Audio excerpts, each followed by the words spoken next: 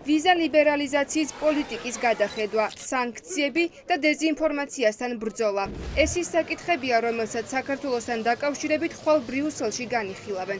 უკვე ცნობილია, რომ საგარეო საქმეთა საბჭოზე ევროპელი მინისტრების უმრავლესობა მხარს დაუჭერს პერსონალურ სანქციებს იმ პირების მიმართ, ვინც საქართველოში ადამიანის უფლებები დაარღვია, დემოკრატიას ძირი გამოუთხარა და ანტიევროპულ კამპანიაშია ჩართული. სანქციების მოთხოვნა ქართველმა პოლიტიკოსებმა დააყენეს იმ პირების მიმართაც, ვისაც ქართული ოცნება პოლიტიკური დევნის იარაღად იყენებს და ციხეში უშვებს ახალგაზრდა აქტივისტებს, ქალებს, ჟურნალისტებს და ოპოზიციონერ ლიდერებს. ჩვენ რა თქმა უნდა მუშაობთ ძალიან აქტიურად თითოეულ წევრ სახელმწიფოსთან, ყველა საგარეო საქმეთა სამინისტროსთან იმისათვის, რომ ქართული საკითხი იყოს რელევანტური, აქტუალური და იმისათვის, რომ არ შეჩერდეს და პირიქით გაიზარდოს წნეხი, ზეწოლა და მათ შორის სანქციები ყველა იმ კონკრეტული პირის წინააღმდეგ, რომელიც ამ რეჟიმს კვებავს და ასაზრდოებს. თავარი სასანქციო პროტოკოლი, რაც განიხილება, ბუნებრივია არის სანქციების დაწესება ადამიანის უფლებების შელახვის გამო, იმ სისასტიკის გამო, რომლითაც ქართული ოცნების რეჟიმი დაუპირისპირდა და საკუთარ მოქალაქეებს, რომელსაც ფაქტობრივად გამოუცხადა ომი რუსეთის ინტერესების დასაცავად. იმის ფონზე, რომ ქართულმა ოცნებამ საბოლოოდ გადაწყვიტა, რომ ავტოკრატია დაამყაროს ქვეყანაში, ცხადია ევროკავშირის რეაქციებიც იქნება შესაბამისი. ეს ყველა განცხადებაში იკითხება, მათ განცხადებებში და დღესაც მსჯელობის დროს აუცილებლად დადგება ეს საკითხი. ქვეყანა, რომელიც არ პასუხობს დემოკრატიულ პრინციპებს, ქვეყანა, რომელიც მიისწრაფის ავტორიტარიზმისკენ, უნდა დარჩეს თუ არა ევროკავშირის პარტნიორი სახელმწიფო და თუ არჩება პარტნიორი სახელმწიფო, მაშინ საჭიროა თუ არა ვიზების გაუქმება ასეთ ქვეყანასთან. ხვალ სავარაუდოდ გაირკვევა სამომავლოდ, რა კონკრეტულ ნაბიჯებს გადადგავს ევროკავშირი ქართველი ხალხის მხარდასაჭერად რუსული საფრთხეების წინააღმდეგ.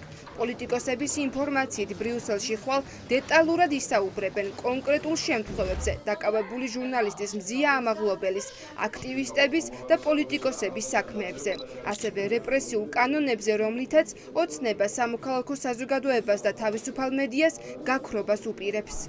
პოლიტპატიმრების გათავისუფლებასთან და სამართლიან ცენტრალურ საარჩევნო კომისიასთან ერთად, რაც ასევე გულისხმობს სამართლიან საარჩევნო გარემო, რომ მედიასთან და არასამთავრობო ორგანიზაციებთან დაკავშირებული ეს დრაკონული კანონმდებლობა უნდა იყოს გაუქმებული. მე დარწმუნებული ვარ, ეს მოთხოვნები დადგება, მაგრამ ამავე დროს სურს მოვისმინო და დარწმუნებული ვარ, რომ იქნება შესაბამისი გზავნილები, რომ ამ ნაბიჯების არ გადადგმის შემთხვევაში რა ელის ქართულ ოცნებას სანქციები იმ ნაბიჯების გამო, რომელსაც რეჟიმი ეწევა როგორც ოპოზიციური პარტიების, ასევე კრიტიკული მედიის და სამოქალაქო საზოგადოების მისამართით და მესამე ეს არის უვიზო შეჩერების ოვიზო მიმოსვლის შეჩერების საკითხი. ვფიქრობ, რომ განხილვა იქნება საკმაოდ კრიტიკული.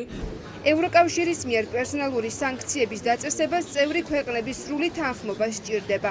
თუ უნგრეთმა უარი თქვა, ევროკავშირი საქართველოში დიქტატურის დამყარებას ხელს სხვა ბერკეტითაც შეუშლის. განმარტავს ევროპარლამენტის მწვანეთა პარტიის საპარლამენტო მდივანი თამარ გუგულაშვილის თქმით, იმის გამო, რომ საქართველოში ადამიანის უფლებრივი მდგომარეობა სერიოზულად გაუარეს და ხვალ საბჭოზე უვიზო მიმოსვლის საკითხსაც განიხილავენ.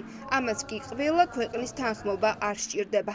არის თუ ზუსტად მოხდა ისე, რომ უნგრეთის მხრიდან ისე ბლოკირებაზე მოხდა შანტაჟი, მაშინ განიხილებენ სხვა ბერკეტებს და ერთ-ერთი ისეთი ბერკეტი, სადაც უნგრეთს არანაირი საშუალება არ აქვს დაბლოკოს, ეს არის სწორედ უვიზოს შეჩერება და აი ამაზე იქნება ალბათ საუბარი, რომ გაწერონ დროში როდის მოხდება ეს.